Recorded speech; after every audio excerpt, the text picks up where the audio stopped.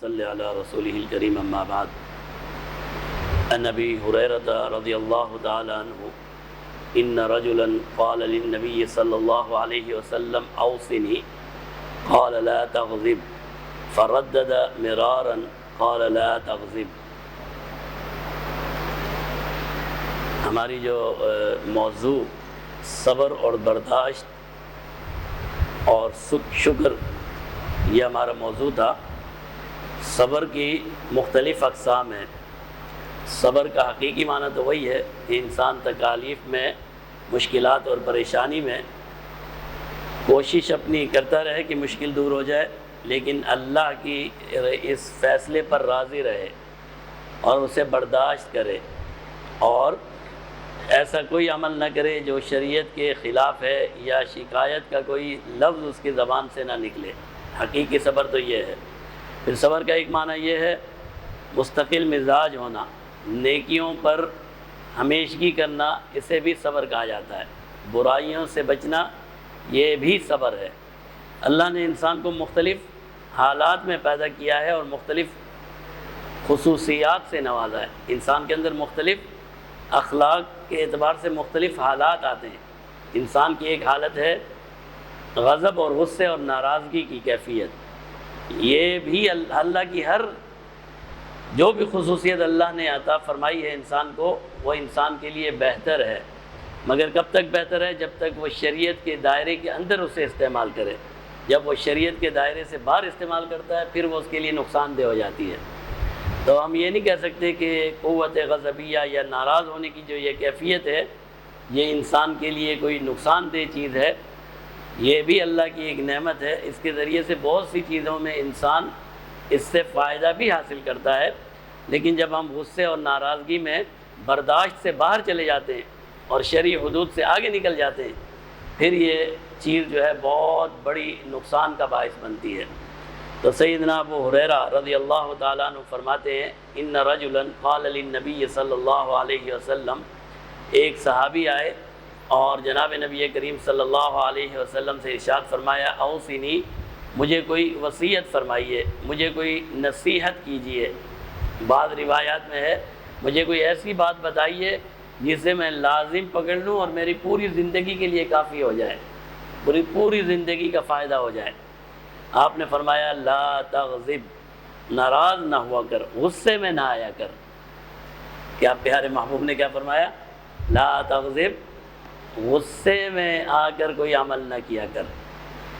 اس نے کہا جی سمجھ میں آ گیا۔ فردد مرارن، پھر اس نے دوبارہ کہا اوصنی، دوسری نصیحت کیجئے۔ آپ نے فرمایا لا تغضب، غصے میں نہ آیا کر۔ اس نے کہا اوصنی، اور نصیحت کیجئے۔ آپ نے فرمایا لا تغضب، غصے میں نہ آیا کر۔ ایک ہی بات 3 مرتبہ ارشاد فرمائی۔ تو یہ 3 مرتبہ ارشاد فرمانا یہ گویا کہ اسے تاکید کے لیے ہے کہ بھئی یہ ایک بہت بڑی خوبی ہے کہ انسان اپنے غصے پر کنٹرول کرنا سیکھ جائے۔ آج ہمارے حالات میں جو سب سے بڑی خامی ہے وہ یہ ہے کہ غصے پر کنٹرول نہیں ہے۔ غصہ آئے گا اور پھر حد سے باہر چلا جائے گا۔ میاں بیوی میں جتنے بھی معاملات آتے ہیں، طلاق تک نوبت پہنچ جاتی ہے، وہ سارے غصے کی وجہ سے ہوتے ہیں، ناراضگی غصے کی وجہ سے۔ تو ایک عالم نے لکھا ہے کہ انسان کے گناہوں میں جو اس کی زبان کا حصہ ہے وہ 90% ہے۔ 90% حصہ اس کی زبان کا ہے، اس کے گناہوں میں۔ وہ کس طرح کہ وہ زبان کو غلط استعمال کرتا ہے، اور اس کے غصے میں 100% قصور اس کی زبان کا ہے کہ غصے میں زبان استعمال کرتا ہے، اور پھر معاملہ بڑھ جاتا ہے۔ آپ کو غصہ آیا، آپ نے گالی دی، اگلے نے 2 گالیاں اور دے دی، اور آپ نے کہا میرے باپ تک پہنچتا ہے ابھی، بس تیری ایسی تیسی، لڑائی شروع ہو گئی۔ یہ کہاں سے آغاز ہوا؟ زبان سے۔ تو انسان کو اگر اپنی زبان پر کنٹرول ہے تو اپنے غصے پر بھی کنٹرول ہے۔ اپنی زبان پر کنٹرول نہیں ہے، غصے پر بھی غصہ آئے گا، کچھ نہ کچھ زبان سے کہے گا۔ جناب نبی کریم صلی اللہ علیہ وسلم نے بار بار اس کی طرف اشارہ فرمایا۔ سیدنا ابو ہریرہ ہی روایت کرتے ہیں عن ابی ہریرہ رضی اللہ تعالی عنہ ان رسول اللہ صلی اللہ علیہ وسلم قال، حضرت ابو ہریرہ فرماتے ہیں کہ جناب نبی کریم صلی اللہ علیہ وسلم نے فرمایا لیس الشدید بالسرعۃ، طاقتور وہ نہیں ہے جو دوسرے کو پچھاڑ دے، وہ پہلوان طاقتور نہیں ہے جو دوسرے پہلوان کو ہرا دے۔ حالانکہ آپ اس کو کیا کہیں گے، یہ تو بڑا پہلوان ہے، اس نے گاما پہلوان کو بھی ہرا دیا، اس نے اپنے زمانے کے ایک مشہور پہلوان کو 2 منٹ میں چت کر دیا۔ پیارے محبوب فرماتے ہیں پہلوانی کرنا اور پہلوانی میں دوسرے کو شکست دینا یہ طاقت اور قوت نہیں ہے۔ انما الشدید الذی یملک نفسہ، اصل طاقت تو اس شخص کی ہے جو اپنے نفس پر کنٹرول کر لے عند الغضب، غصے کے وقت۔ اصل طاقتور وہ ہے جو غصے پر کنٹرول کرنا سیکھ جائے، جو غصہ تو آئے لیکن اس کا استعمال شریعت کے مطابق کرے اور شریعت سے باہر نہ جائے۔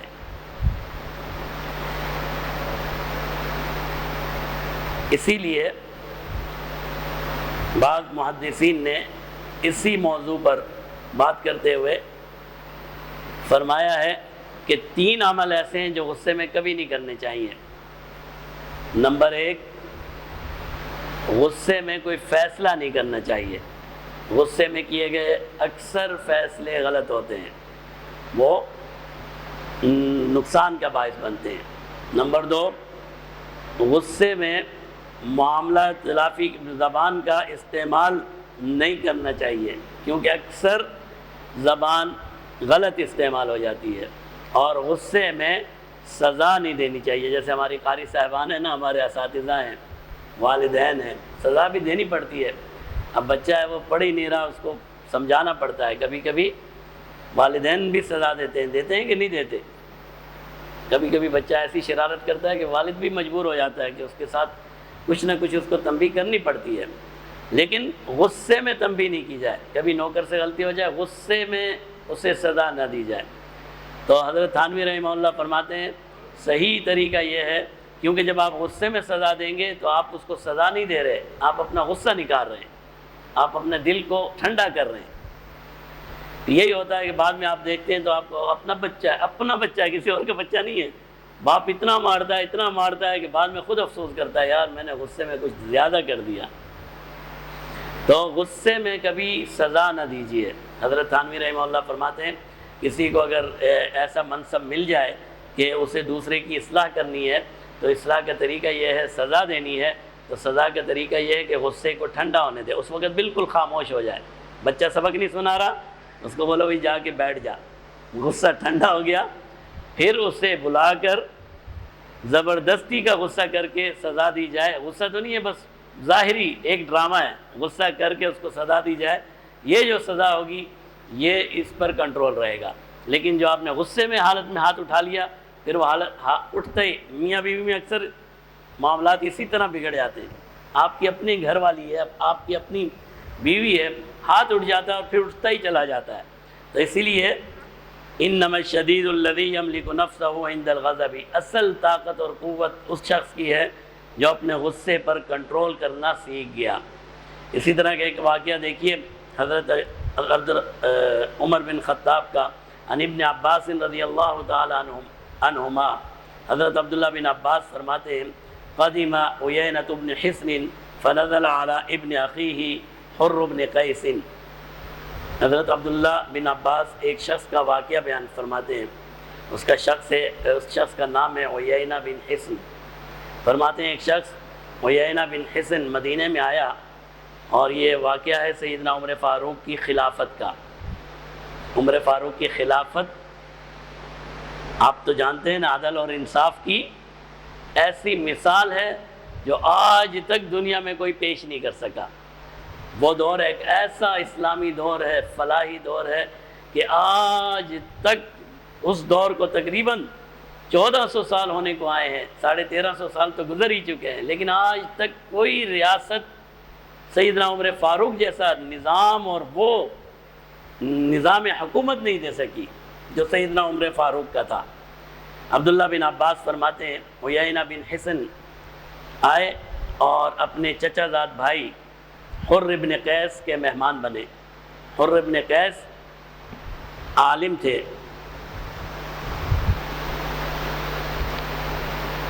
وَكَانَ مِنَ النَّفَرِ الَّذِي يُدْنِيهِمْ عُمَرُ رضی اللہ تعالیٰ عنہ۔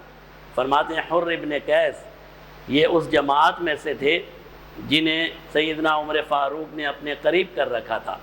سیدنا عمر فاروق کی کابینہ کا حصہ تھے، یوں سمجھ لیجئے۔ سیدنا عمر فاروق کی جو کابینہ تھی جن سے مشورہ لیا جاتا تھا، حر بن قیس بھی اس کے ایک فرد تھے۔ اور کیوں تھے اس کی وجہ بھی بیان کی ہے۔ وَكَانَ الْقُرَّاءُ أَصْحَابَ مَجْلِسِ عُمَرَ رضی اللہ عنہ، کیونکہ سیدنا عمر فاروق کی مجلس شورا کے اراکین اصحاب علم ہوا کرتے تھے۔ حر بن قیس اپنے زمانے کے بڑے عالم تھے، تو اسی لیے وہ بھی اس مجلس کا حصہ تھے۔ یہ حکومتیں ایسے نہیں چلتی، اگر وزیر اور مشیر عالم ہوں، متقی ہوں، پرہیزگار ہوں، پھر نظام عمر بنتا ہے۔ سیدنا عمر فاروق نے اپنے مشیر، اپنے وزیر، اپنے ماتحت افسران ایسے کر رکھے تھے جن کو وہ دیکھتے تھے کہ سب سے زیادہ متقی اور پرہیزگار کون ہے، سب سے بڑا عالم کون ہے، سب سے بڑا اللہ کے قرآن کو پڑھنے والا کون ہے۔ ایسے لوگوں کو پھر اپنی وزارت میں رکھتے تھے۔ اور ہم کیسے رکھتے ہیں؟ کس کے پاس ووٹ زیادہ ہیں، پھر وہ چاہے چور ہے، ڈاکو ہے، جو ہے، ووٹ ہونا چاہیے۔ تو پھر یہی ہوگا نا جو ہمارے ساتھ ہو رہا ہے۔ تو فرمایا حر بن قیس یہ بہت بڑے عالم تھے، اسی لیے سیدنا عمر فاروق کی کابینہ کا حصہ تھے۔ اور سیدنا عمر فاروق کی کابینہ ایسی ہی ہوتی تھی، اور ان کی مجلس مشاورت میں بوڑھے بھی تھے، جوان بھی تھے، سب تھے، لیکن ایک شرط تھی کہ عالم ہونا چاہیے، ایک شرط تھی کہ متقی اور پرہیزگار ہونا چاہیے۔ عبداللہ بن عباس بھی اسی کا حصہ تھے۔ تو عیینہ بن حصن آ گئے، ان کے مہمان بنے، آ کر ان کو کہنے لگے کہ بھئی میری حضرت عمر سے ملاقات کروا دیں، آپ تو کابینہ کے حصہ ہیں نا۔ ویسے تو حضرت عمر فاروق کا کوئی دربان نہیں تھا، ہر شخص ملاقات کر سکتا تھا، لیکن یہ علیحدگی میں کوئی بات کرنا چاہتے تھے، تو مجھے علیحدگی میں 2 منٹ کی ملاقات کروا دیں۔ انہوں نے سیدنا عمر فاروق سے بات کی کہ میرے چچا زاد بھائی آئے ہوئے ہیں، آپ سے علیحدگی میں بات کرنا چاہتے ہیں۔ انہوں نے بلا لیا۔ اب یہ شخص جب حضرت ابن عمر کی خدمت میں گیا تو یہ کہنے لگا، ہیا واللہ، میں جو شکایت لے کر آپ کے پاس آیا ہوں وہ یہ ہے کہ واللہ انت لم تعطی الجزل، واللہ اللہ کی قسم کھا کے کہہ رہا ہے، اللہ کی قسم آپ ہمارے قبیلے کو کم مال دیتے ہیں، جو ہمارا حق بنتا ہے وہ نہیں دیتے، ولا یقضی فینا العدل، اور ہم سے انصاف نہیں کرتے۔ اللہ اکبر، عمر فاروق کو کہہ رہا ہے آپ ہم سے انصاف نہیں کرتے۔ دنیا نے جس کے انصاف کو مانا ہے، یہ شخص کہہ رہا ہے آپ ہم کو کم دیتے ہو، جتنا ہمارا حصہ بنتا ہے وہ نہیں دیتے، اور لوگوں کے ساتھ تو انصاف نہیں کرتا۔ سیدنا عمر فاروق رضی اللہ تعالیٰ عنہ، حضرت عبداللہ بن عباس فرما رہے ہیں کان احمر وجہہ، آپ کا چہرہ غصے سے سرخ ہو گیا۔ اور غصے سے سرخ اس لیے نہیں ہوا کہ اس نے کوئی اعتراض کر دیا، غصے سے سرخ اس لیے ہوا کہ نظام حکومت چلانے کے لیے ایک طریقہ کار ہے، بھائی کوئی دلیل ہونی چاہیے، کوئی بات ہونی چاہیے۔ ایسے آپ آ کر کسی پر بھی الزام لگا دیں کہ بھئی یہ چور ہے، یہ ڈاکو ہے، یہ فلاں ہے، یہ فلاں ہے، آپ کے پاس کوئی دلیل ہی نہ ہو، کوئی شاہد ہی نہ ہو، کوئی گواہ ہی نہ ہو۔ تو سیدنا عمر فاروق ناراض ہوئے، غصے میں آئے، اور قریب تھا کہ اس کو سزا کا فیصلہ کر دیتے۔ جب حر ابن قیس اپنے زمانے کے عالم تھے، کابینہ کے حصہ تھے، جب انہوں نے یہ معاملہ دیکھا تو انہوں نے فرمایا یا امیر المومنین تجاوز عنہ، اے امیر المومنین اسے چھوڑ دیجئے، لأن اللہ تعالی، کیونکہ اللہ تعالیٰ فرماتے ہیں خذ العفو وأمر بالعرف وأعرض عن الجاہلین، معافی اختیار کرو، نیکیوں کا حکم کرو اور جاہلوں سے درگزر کرو۔ اس نے کہا یہ میرا چچا زاد بھائی، یہ چچا جو ہے یہ میرا یہ جاہل ہے، ایسی بات اس کو کرنی نہیں چاہیے تھی، ایک جاہل ہے، دیہاتی ہے، اس کو پتہ نہیں ہے کہ بات کیسی کی جاتی ہے، اس کے زبان سے ایسے الفاظ نکل گئے، لیکن اللہ نے آپ کو یہ حکم دیا ہے، مسلمانوں کو حکم دیا ہے خذ العفو وأمر بالعرف وأعرض عن الجاہلین۔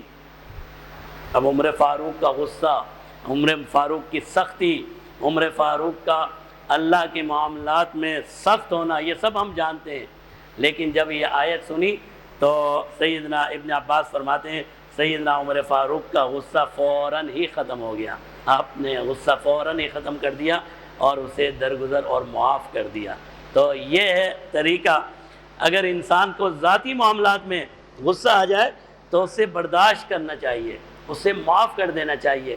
تو یہاں پر دو معاملے تھے، ایک تو ان کی ذات پر اس نے حملہ کیا، اس نے کہا کہ آپ انصاف نہیں کرتے، آپ عدل نہیں کرتے، تو ایک تو یہ ذاتی معاملہ بھی تھا، اور نظام حکومت پر بھی اعتراض کیا تو سزا بھی دی جا سکتی تھی، لیکن سیدنا عمر فاروق نے جب یہ آیت سنی تو انہوں نے اسے چھوڑ دیا، اور سیدنا عبداللہ بن عباس جناب نبی کریم صلی اللہ علیہ وسلم کے چچا زاد بھائی اور رئیس المفسرین، اس امت کے سب سے بڑے عالم، یہ فرماتے ہیں حضرت ابن عمر کے بارے میں، کانا وقافا لکتاب اللہ، عمر فاروق ہمیشہ اللہ کے حکم اور اللہ کے رسول کے حکم کے سامنے سر نگو ہو جاتے تھے۔ جب انہیں بتایا جاتا تھا یہ حکم اللہ کا ہے، یہ اللہ کے رسول کا ہے، ان کا غصہ فوراً ٹھنڈا ہو جاتا تھا اور وہ فوراً اس حکم کو تسلیم کر لیتے تھے۔ تو آج ہمارا غصہ اللہ معاف فرمائے اتنا خطرناک ہے کہ اگر اس وقت ہم دین کی بھی کوئی بات کریں نا تو اس کو بھی اڑا کے رکھ دیتے ہیں، اللہ معاف فرمائے۔ عمر فاروق جیسے غصے والا آدمی بھی اللہ کا دین، اللہ کی آیت سن کر ٹھنڈا ہو جاتا ہے، لیکن ہم کو پھر بھی ٹھنڈ نہیں پڑتی، اللہ معاف فرمائے۔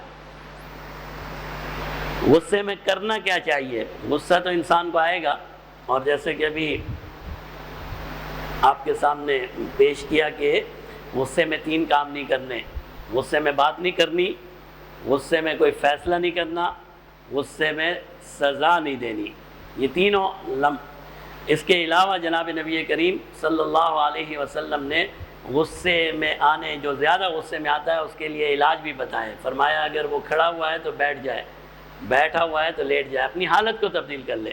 بعض علماء نے فرمایا جسے زیادہ غصہ آتا ہے وہ غصے کی حالت میں وضو کرے، وضو کی وجہ سے اس کا غصہ جو ہے وہ ٹھنڈا ہو جائے گا، اللہ اسے صبر اور برداشت دے دیں گے۔ ان سلیمان ابن سرد رضی اللہ عنہ، ایک اس روایت میں بھی علاج بتایا ہے پیارے محبوب نے، اس حدیث میں سلیمان بن سرد رضی اللہ تعالیٰ عنہ کہتے ہیں کنت جالسا مع النبی صلی اللہ علیہ وسلم، ہم پیارے محبوب کی مجلس میں بیٹھے ہوئے تھے اور 2 آدمی آپس میں جھگڑ رہے تھے، 2 آدمیوں کا جھگڑا ہو گیا، یقیناً صحابی ہوں گے، 2 صحابہ کا جھگڑا ہو گیا اور ہم بیٹھے ہوئے تھے، جناب نبی کریم صلی اللہ علیہ وسلم بھی تشریف فرما تھے۔ وَأَحَدُهُمَا قَدْ احْمَرَّ وَجْهَهُ، ایک اتنا غصے میں آ گیا، اتنے غصے میں آ گیا کہ اس کا چہرہ سرخ ہو گیا، جیسے ہمارا ہو جاتا ہے، غصہ اس کا بڑھ گیا، لڑتے لڑتے شدید غصے میں آ گیا، اس کا چہرہ لال ہو گیا، وَانْتَفَخَتْ أَوْدَاجَهُ، اس کی رگیں پھول گئیں، چہرہ تن گیا، چہرہ سرخ ہو گیا۔ فقال رسول اللہ صلی اللہ علیہ وسلم، پیارے محبوب نے جب اس کی یہ حالت دیکھی فرمایا انی لأعلم کلمۃ، مجھے ایک ایسا کلمہ، ایسا ٹوٹکا آتا ہے، ایسا وظیفہ معلوم ہے، مجھے ایک ایسا کلمہ معلوم ہے، لو قالها، اگر یہ شخص اتنے غصے میں بھی یہ پڑھ لے، لذهب عنه ما یجد، اس کا سارا غصہ ختم ہو جائے گا۔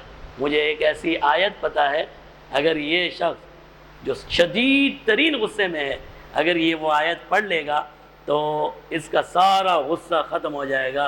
لو قال، اگر یہ کہہ دے اعوذ باللہ من الشیطان الرجیم، کیا پڑھ لے؟ اعوذ باللہ من الشیطان الرجیم، اگر یہ پڑھ لے، ذهب منه ما یجد، جتنی بھی اس کی ناراضگی ہے ساری کی ساری ختم ہو جائے گی۔ فقالوا له، صحابہ نے اس غصے والے کو کہا ان النبی صلی اللہ علیہ وسلم قال، سن لے بھائی، پیارے محبوب نے تجھے فرمایا ہے تعوذ باللہ من الشیطان الرجیم، اللہ سے پناہ حاصل کر، اعوذ باللہ من الشیطان الرجیم پڑھ۔ تو یہ ایک غصے کا ایک علاج ہے، غصہ شروع ہونے لگے یا انتہا پر پہنچ جائے تو انسان کیا کرے؟ اعوذ باللہ من الشیطان الرجیم، اعوذ باللہ من الشیطان الرجیم، اعوذ باللہ من الشیطان الرجیم، یہ پڑھنا شروع کر دے۔ درود شریف پڑھنا شروع کر دے۔ ہمارے چھوٹے چھوٹے بچے ہیں نا، یہ بھی آپس میں لڑتے ہیں نہیں اتنے چھوٹے چھوٹے ان کی عمریں دیکھیں، کبھی کبھی ان کے جھگڑے آتے ہیں، کہتے ہیں میرے کو اتنا غصہ آیا تھا استاد جی، مجھے سمجھ ہی نہیں آئی کہ میں نے کیا کیا ہے۔ تو آج سے کیا کرنا ہے؟